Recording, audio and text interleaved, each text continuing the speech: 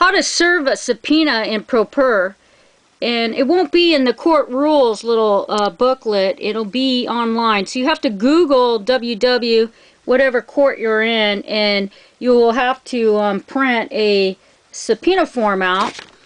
And here's the form. It'll have like subpoena 010 here in the right hand corner. And there's other subpoenas, so make sure you read correctly for your circumstances which subpoena form you need. And you can print them out at WW at the courts. This is probably one of the most important things is a subpoena. I'm using my subpoena power with the writ of mandate suing the state for not paying me my disability payments.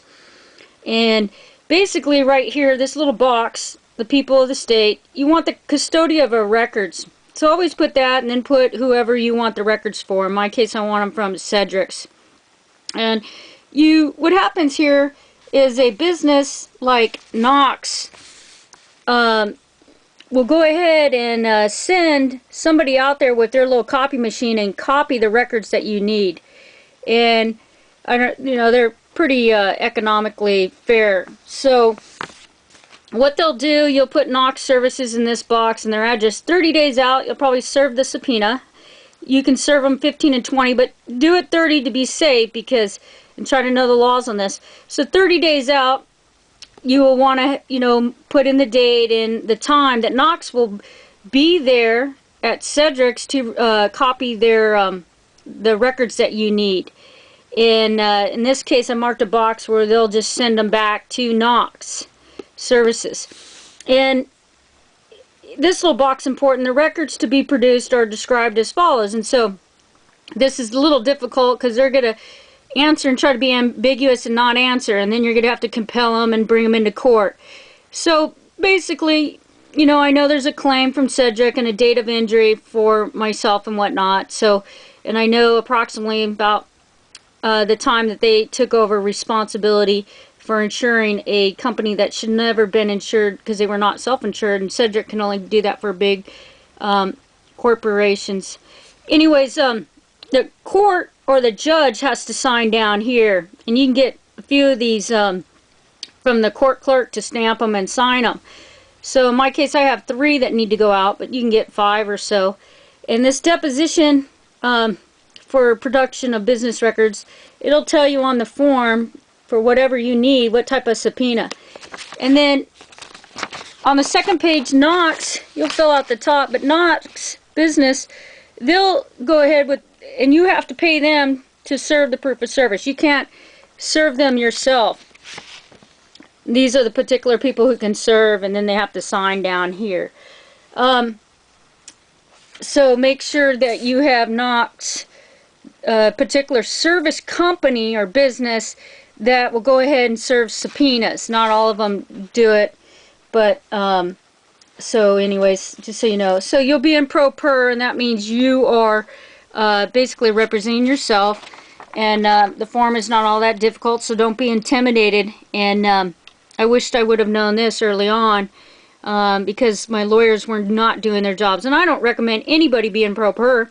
However, I had some terrible attorneys. 1 out of 3 is on legal malpractice, and they're not doing their jobs. They're not sending out subpoenas. They don't even know what to put in here. You might have a better idea since you're the victim. And I highly recommend that everybody write your Congress members and demand that our courts, state and federal, provide help for pro per litigants who don't have money to represent themselves because 1 or 2 reasons. Their resources are just exhausted, health problems, and the fact that attorneys had already ripped me off, and I'd already paid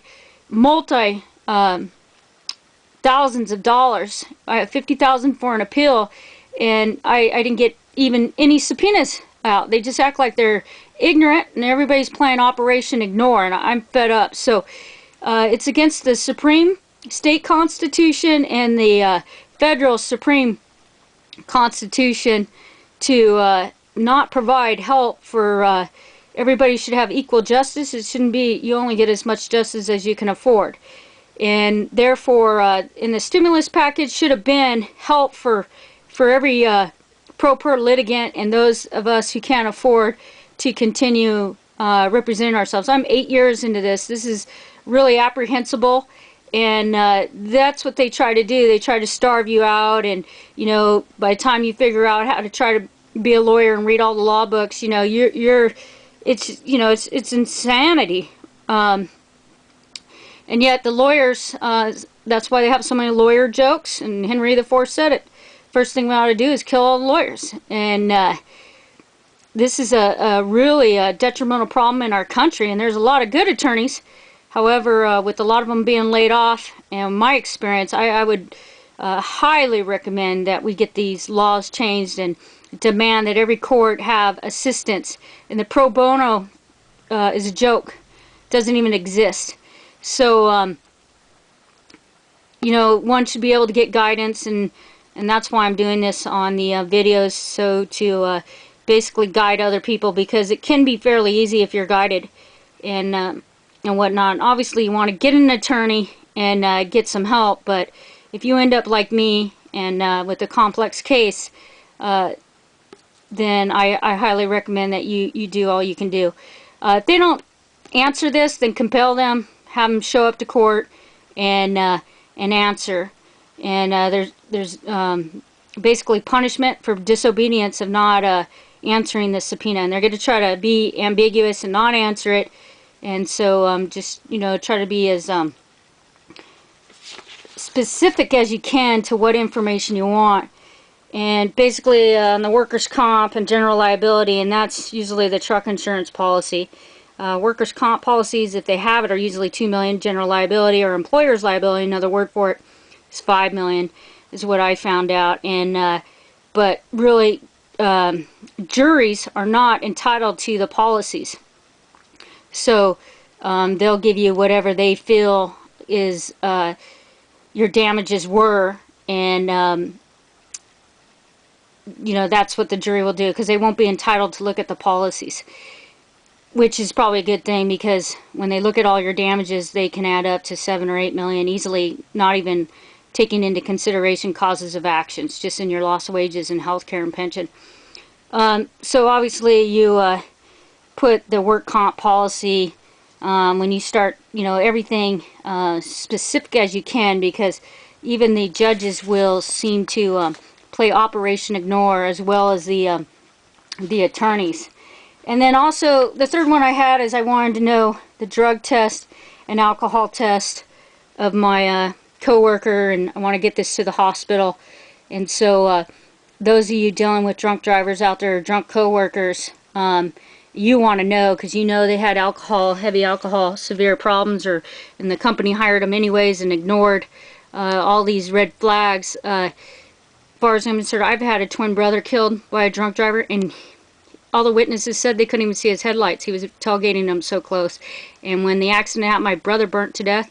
Another guy in the oncoming traffic went through the windshield. And this young kid, they were 22 at the time, around that age, he only cried about his car.